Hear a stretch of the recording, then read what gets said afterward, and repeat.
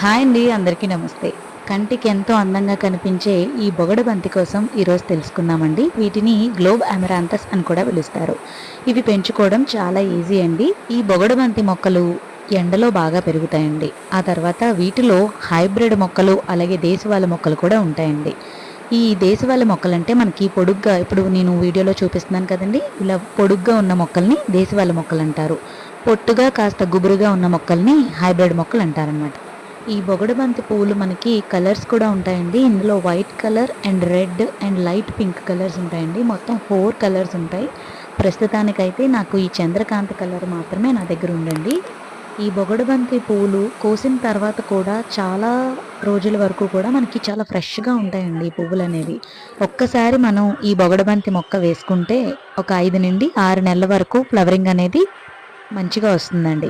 ఆ తర్వాత మళ్ళీ మీరు కొత్త మొక్క వేసుకోవాల్సిందే.